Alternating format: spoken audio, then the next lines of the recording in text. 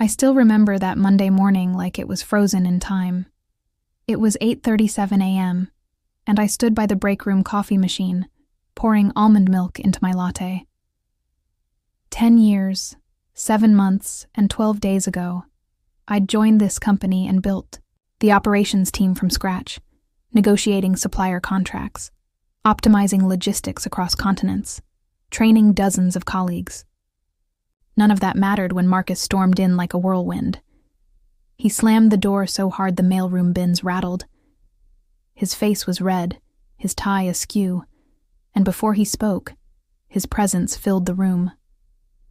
"James," he snarled, the words slicing. "The air. We need to talk. Now."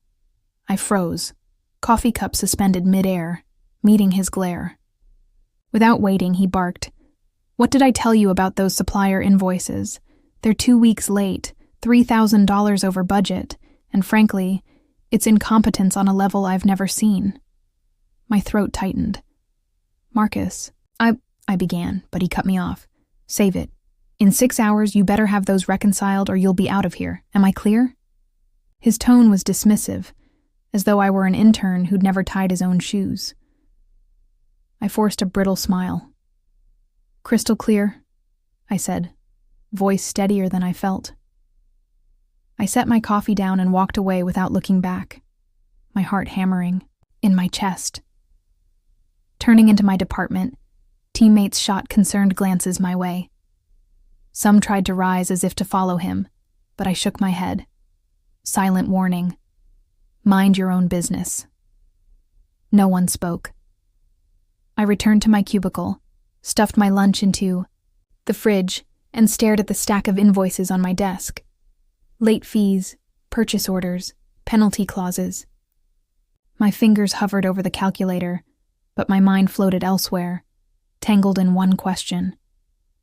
Why was he really here yelling at me? I devoted my life to this company. Late nights, weekend calls, holiday marathons. 6 years ago, I'd been recruited from a startup in Austin to revamp procurement. I implemented cloud-based systems, renegotiated supplier terms to save $200,000 a year, introduced training modules that cut onboarding time in half. Clients trusted me to handle calls at 2 a.m. to solve cross-time zone issues. Yet Marcus treated me like I'd never done a day's work. The afternoon dragged in a haze. I juggled spreadsheets, reran budget forecasts, called every supplier I could think of, but with each minute, my chest tightened. By 5:12 p.m., my phone buzzed with a text from my wife. "Dinner's cold. You okay?" I typed back, "Just a rough morning. I'm fine," though my gut said otherwise. I left the office at 6:05 p.m. and drove home in near silence, replaying the confrontation over and over. If I didn't get those invoices in order, I might lose my job, and everything I'd built could unravel. That night, I lay in bed staring at the ceiling fan's spinning shadows. I thought about quitting at least 10 times, but then I remembered something I'd done 6 months ago, something I'd mostly forgotten. I'd quietly purchased shares in the company, small parcels over several months, until I owned 30%. I'd never told anyone. It seemed reckless then, diverting savings to stock in a company where my future felt precarious. But I believed in us, and believed I could steer this ship if I needed to. I drifted into a fitful sleep, plagued by half-formed dreams of boardrooms and ink-stained contracts. When morning came, light filtered through the curtains at exactly 6:44 a.m. I jolted awake, heart still pounding from nightmares of unpaid suppliers and angry bosses. My phone showed 5 missed calls from an unknown number. I let it ring.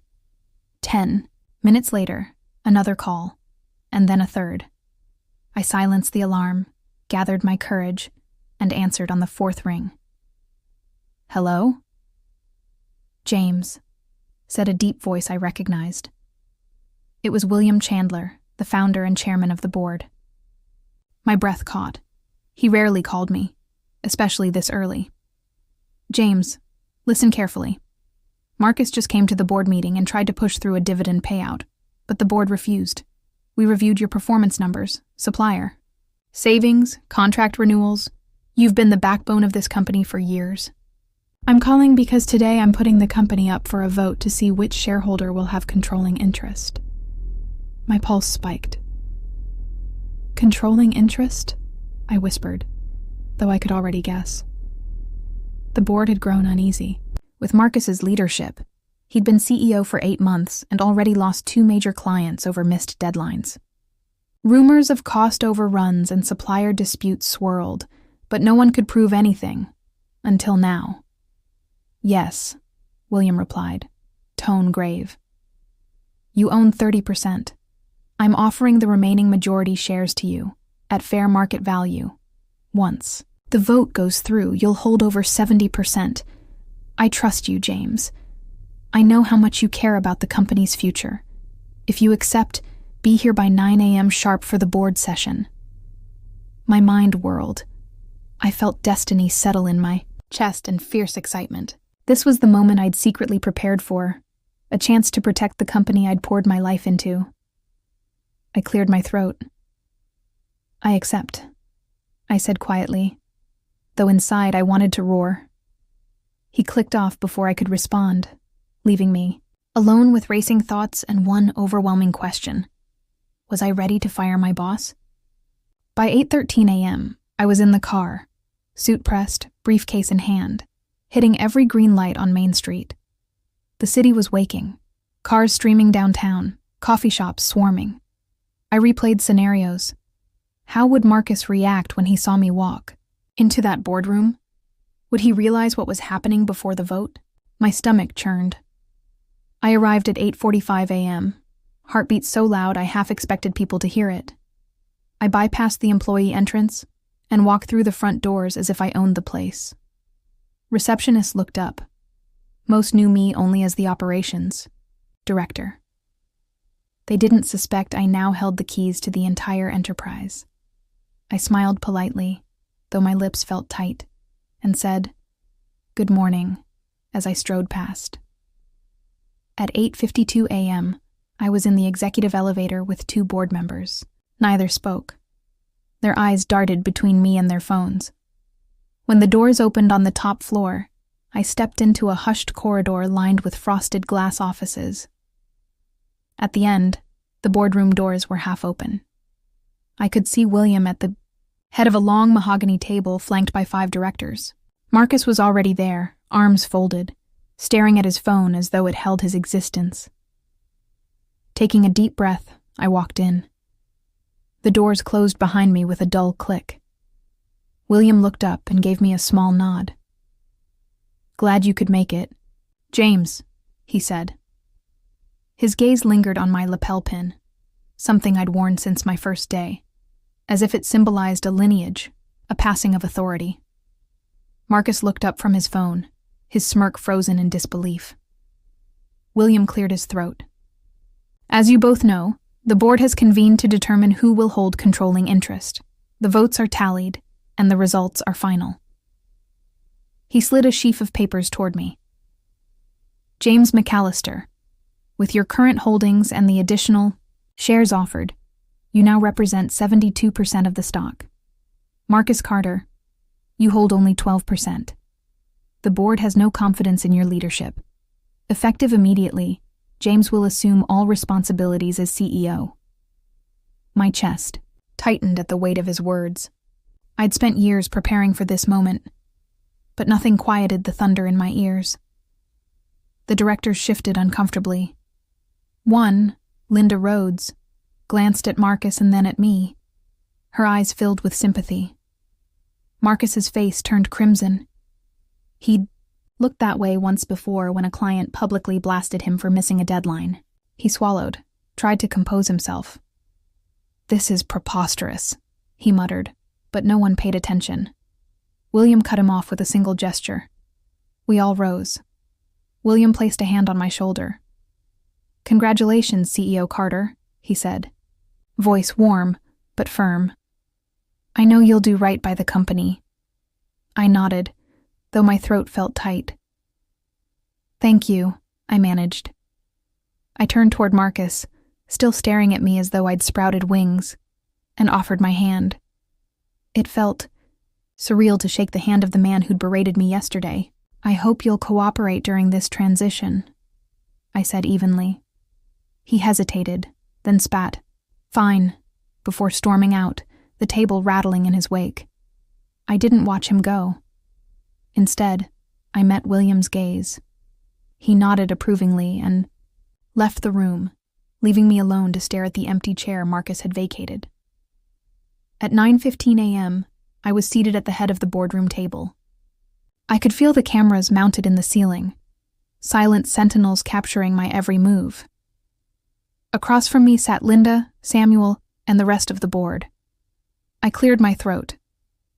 "Thank you all for your support. This transition is sudden, but my priority is clear: meet our client commitments, support our teams, and grow responsibly. I have a few immediate items." For the next 90 minutes, we reviewed outstanding contracts, deliverables, and budgets. I reassigned Marcus's biggest clients to senior managers I trusted. When we reached leadership restructuring, I spoke plainly. Effective today, Marcus Carter is relieved of all duties and will be escorted by HR out of the building. We'll repost his position at vice president level, and any candidate must meet clear benchmarks for cost management and supplier relations. A sharp intake of breath rippled around the table. Even Linda, who'd hesitated to break ranks with Marcus last quarter, looked stunned. Samuel cleared his throat. "You're moving fast. What about the Carter account with Transglobal Distributors? Marcus negotiated it last year." I nodded. "That account is now under my direct supervision. I've scheduled a call for 11 a.m. to reassure them of our stability and commitment." I glanced at my watch. 9:47 a.m. Time to act. I closed my notebook and allowed a moment of silence, daring anyone to challenge. At exactly 10:02 a.m., as the board adjourned, my phone buzzed with a message from Vanessa, my executive assistant.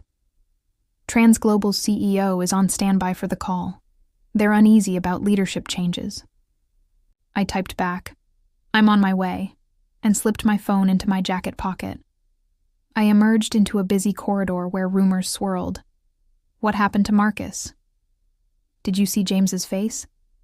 He's calling Transglobal. I felt my pulse steady as I walked. The receptionist offered a polite smile. I nodded. Change didn't mean chaos.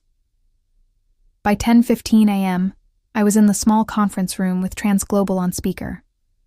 Their CEO, Ahmed Farouk, greeted me. "James, we heard about this morning. We're concerned. Marcus handled our account for years. Who are you exactly?" I smiled, though Ahmed couldn't see it. "I'm someone who's been in your corner from day one, Ahmed. Before Marcus, I handled terms, logistics, ensuring shipments arrived on time. I've never lost an order in 10 years. Marcus rode my work. I'm here to tell you nothing's going to change in service or quality. In fact, as CEO, I can offer you even more direct resources, lower margins, faster turnaround. You'll see me at the helm, and I'm confident you'll be satisfied." There was silence. Then Ahmed's voice softened. "If you're truly the one behind the scenes all these years, James, then this might be for the best. Let's proceed with the review we had scheduled for 3 p.m. I still want to see your face on the other end." I nodded and thanked him. We hung up at 10:28 a.m., and I sat back, relief washing over me. The first challenge had been handled. I spent the next hour meeting with department heads, IT, finance, HR, sales, making sure everyone knew the new chain of command. Some faces were supportive. Michael from finance gave me a thumbs up before updating the budget. Others, like Tanya from HR, hesitated, eyes flicking to the empty chair at the table. I told her, "We need a fair search for Marcus's replacement, with clear criteria. Transparency is key." She nodded, scribbling notes. It was 12:45 p.m. when I finally took a breath. I walked to the kitchen, poured a fresh cup of coffee, and stared out at the city skyline, the midday sun glinting off skyscrapers. I thought about all the mornings I'd spent here, grateful just to have a job, how I'd stayed late debugging supplier portals while others left at 5. Now, at 35, I held controlling interest in a global enterprise. Surreal. But power could be dangerous if mishandled. That afternoon, I convened an emergency meeting with the executive team. 4 managers, legal counsel, head of compliance. We reviewed the books and discovered that under Marcus's watch, some supplier invoices had been backdated, and a few contracts full of ambiguous clauses favoring a shell company he'd launched in Hong Kong. He'd been stealing from us, padding, expenses, double billing clients, pocketing the difference. I listened, jaw clenched, mind racing. For 10 years, I'd been blamed for minor oversights, while Marcus ran a shell game behind my back. By 3:02 p.m., I had a detailed report in hand. I excused everyone except legal and compliance. Draft a memorandum to the board detailing these discrepancies, bank statements, contracts, email trails. Prepare a timeline of money movement. This goes beyond termination. We need a full forensic audit and will cooperate with investigators. The lawyers nodded, but the weight of their silence made me realize how isolated I still was. My mind flashed back to that morning's moment at the coffee machine when Marcus belittled me. Back then, I'd been too afraid to speak up. Now, I felt a fierce brightness, an unwavering resolve to root out corruption, no matter how close the offender.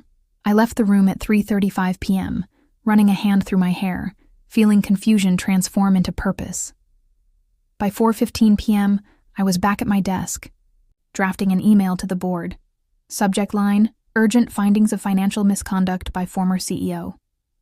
I outlined each charge in concise paragraphs, heavy with intent. I hit send at 4:47 p.m. and leaned back, exhaustion catching up. The office was mostly empty. Cleaning staff moved silently, vacuum cleaners humming. I sipped my now lukewarm coffee and closed my eyes. That night, I barely slept. My mind replayed the day, the board vote, the transglobal call, the discovery of fraud, that damning email. I lay in bed, staring at shadows. My wife, Jennifer, reached over and squeezed my hand. "You okay?" she whispered. I nodded, though the knot in my chest wouldn't ease. "I bought the company," I said softly. She didn't respond. She just squeezed harder. I knew she was proud but worried about the storm I'd unleashed. At 7:05 a.m. the next day, I received a flood of notifications, board replies. Samuel's email read, "I'm in complete shock, but I stand behind you." Linda's said, "Thank you for exposing this. We owe you honesty." A terse message from legal attached a 45-page report detailing Marcus's misdeeds, which would go to federal investigators. My phone buzzed again. "Security will escort Mr. Carter out at 10 a.m. today. Media statement approved." I exhaled, feeling the weight lighten. By 10 a.m., the lobby was buzzing. Reporters had gathered. Outside, flashbulbs popping. I hadn't authorized any press release. Word had leaked. I straightened my tie and walked through the revolving doors, the glare of daylight making me squint. Security guards flanked me. Marcus emerged from the elevator bank, escorted by 2 private security officers.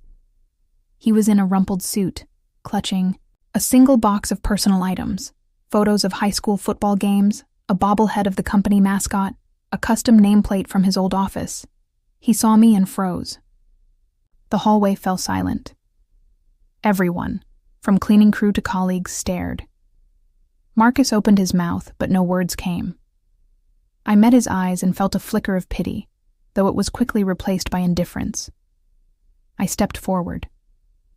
"Marcus," I said, voice calm but unyielding. "The board and I appreciate your contributions, but given the findings, your employment is terminated." You'll receive severance as per policy." He swallowed hard. "But this isn't fair," he stammered, voice cracking. I realized how young he still looked, despite being CEO. He straightened his shoulders, trying to muster defiance. "I'm CEO. How can you just fire me like this?" He clung to his title as if it were armor. I inhaled slowly, feeling years of frustration crystallize. "Marcus, you misused your position. You bilked the company, betrayed clients, endangered every employee's livelihood. I'm no longer reporting to you. I'm the majority shareholder and CEO. Effective immediately, you have no authority. Here, turn in your badge and keycard."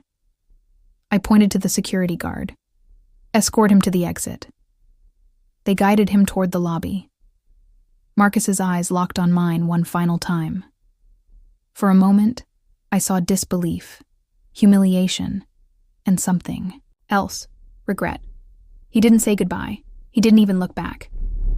Within 30 seconds, the glass doors closed, and the lobby exploded into whispered murmurs.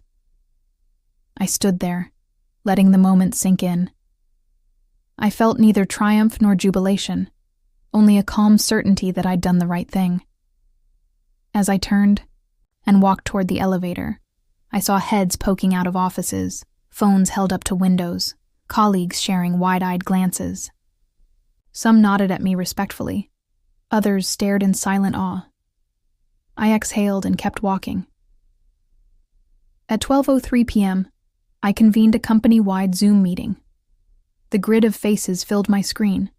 Accounts payable, customer service, sales, engineering, marketing, watching. A faint static crackle preceded my voice. "Good afternoon, everyone. I know there have been rumors, so I want to address them directly. Marcus is no longer with the company. I am CEO and majority shareholder, and I want to be transparent about why these changes occurred and what to expect." I saw raised eyebrows, but mostly attentive faces. I continued. "Last week, we discovered significant financial irregularities under Marcus. Unapproved expenses, falsified invoices, contracts that jeopardized client relationships. As of this morning, we initiated a full forensic audit, and I will work closely with legal and compliance to ensure accountability. To be clear, no other employees are under suspicion, but if you have concerns, bring them forward through our anonymous reporting tool." A pause as my words registered. I pressed on. "I understand this is unsettling. You've built your careers here, and I'm asking for your continued trust. My door is open, literally. Starting tomorrow, I'll hold drop-in hours in the executive suite from 9 to 11 a.m. daily. If you want to talk about concerns, ideas, or to get to know me, stop by. Together, we'll rebuild transparency and accountability." I clicked stop share and watched a handful of participants wave, thumbs up, nodding. A few mouths dropped open. They weren't used to a CEO speaking so directly. I muted the meeting and leaned back, feeling adrenaline. The next 2 weeks were a whirlwind. At 2:17 p.m. on Wednesday, the audit team delivered preliminary findings.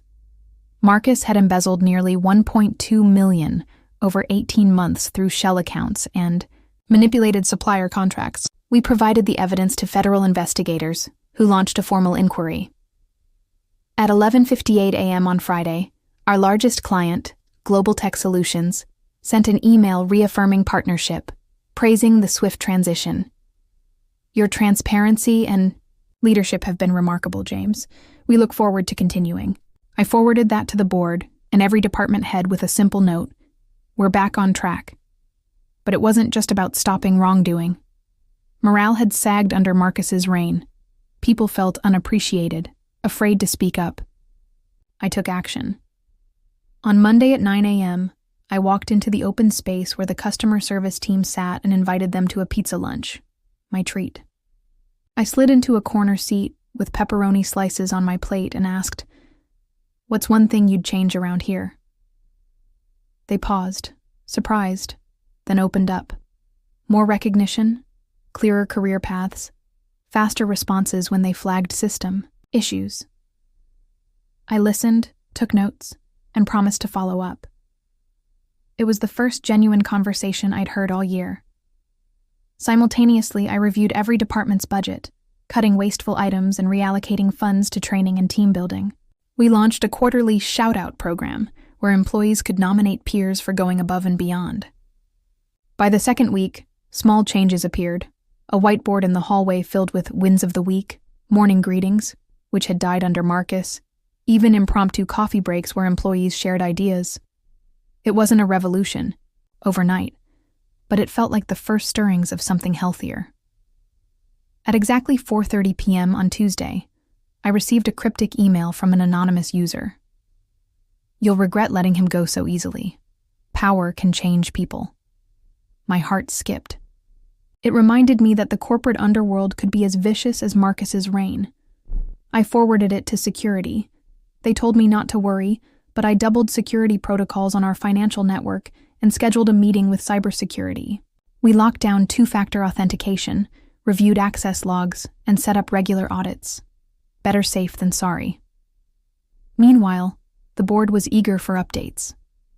On Friday at 3:45 p.m., I presented our Recovery Roadmap, a 12-month plan, to restore client confidence, improve internal controls, and foster employee engagement. I highlighted milestones. Launch a new supplier portal by month 3. Start leadership training by month 6. Aim for 0 unplanned turnover by year-end. The board, including William Chandler himself, nodded approvingly. When I finished, William said, "You've stabilized the ship in record time, James. I'm proud of what you've done. I'm officially rescinding my plan to retire. I'll stay on as chairman another year to support you." His words felt like validation. I simply nodded and said, "Thank you, sir. Let's keep moving forward." That weekend, I stayed restless. Instead of sleeping in, I woke at 7:02 a.m., checked messages, and spent the next hour drafting a personal email to every employee. No corporate boilerplate, just my story. How I started as an operations analyst, struggled to make ends meet, and never imagined ending up here. I pressed send at 8:39 a.m. Almost instantly, replies flooded in. "Thanks for being real. This feels different. Glad to be part of a company that cares." One email stood out, from a junior project manager named Ariel, who wrote, "I was afraid to speak up last year about discrepancies in my expense reports. Now I feel like I can." It echoed deeply. It meant the culture was shifting.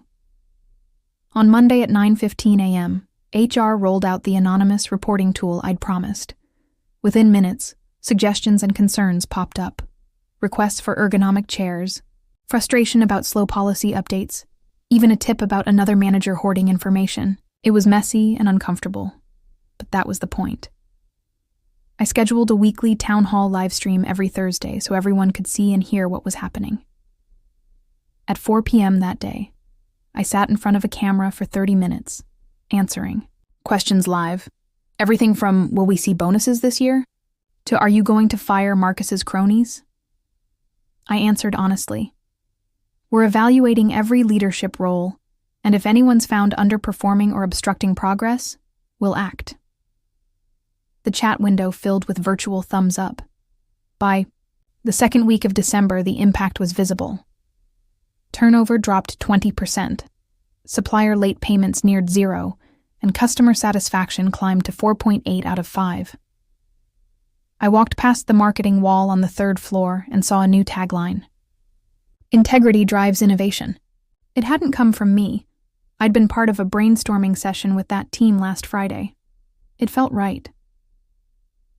On December 17th at precisely 3:21 p.m., the final audit report landed on my desk. The findings were thorough, charts showing money siphoned to offshore accounts, emails with Marcus's digital signature authorizing kickbacks, login records confirming he'd manipulated P&L statements. 3 days later, the Department of Justice raided one of Marcus's associated entities. The news made headlines. Former CEO indicted for embezzlement. Company under new leadership. I watched the televised reports while sipping a fresh cup of coffee at my desk. There was no triumph, only a solemn sense of justice served. That evening, I stayed late, one of the last in the office. The soft hum of HVAC and glow of monitors created an oddly comforting backdrop.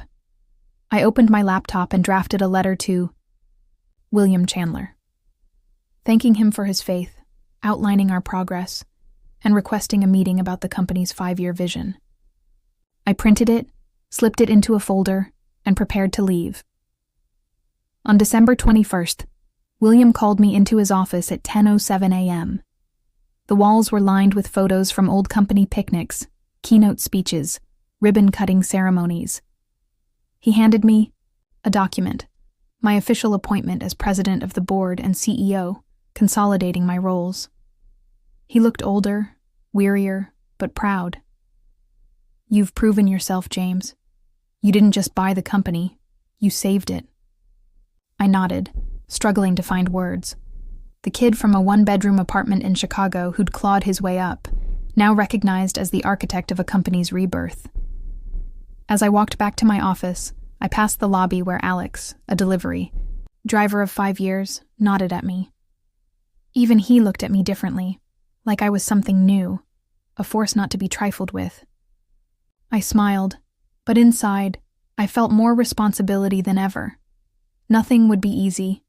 Lawsuits filed by Marcus's shell companies, regulatory hurdles, pushback from partners uneasy about change. But I felt something I hadn't felt in a long time. Clarity. I knew who I was, what I stood for, and what I would fight for.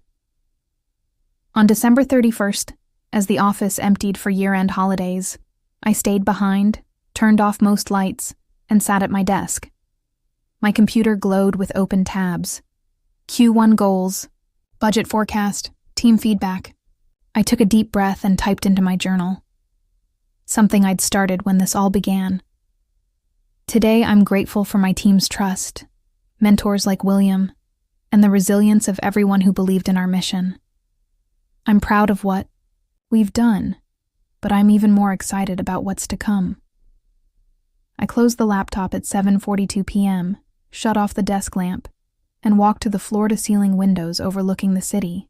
My phone buzzed. A text from Jennifer. "Dinner?" and a winking emoji. I typed back, "Be there soon." I took a final look at the city lights reflecting like constellations. Then I left. By January 10th, one of the first projects I greenlit was a company-wide workshop on ethical leadership from a top business school. Every executive, manager, and team lead attended a half-day seminar on transparency, accountability, and building a culture where speaking up isn't punished but rewarded. On January 15th, I hosted a small dinner for the top 20 performers in each department, recognizing them publicly. I handed out handwritten thank you notes, something no CEO had done in years.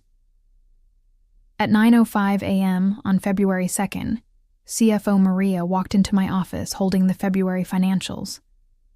She slid the report across my desk and said, "We're back in the black. 6% revenue growth, reduced overhead, healthier margins. The board is impressed." I exhaled. Maria gave me a warm smile. "You deserve this," she said. I nodded, mind drifting to months of late nights, tough calls, moments of doubt. I slid the report back, meeting her gaze. "We're just getting started," I said.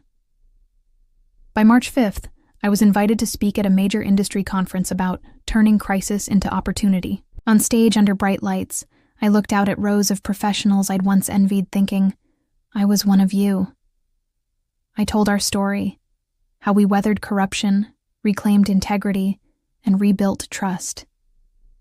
When I finished, the audience gave a standing ovation. Backstage, the organizer shook my hand. That was one of the most compelling turnaround stories we've ever had.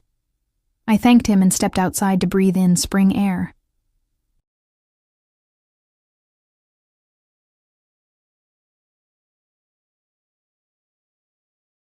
On April 12th, exactly 4 months after Marcus's removal, I convened a meeting in the now famous boardroom, where 10 years ago I'd sat as a department lead, listening to budgets I barely understood.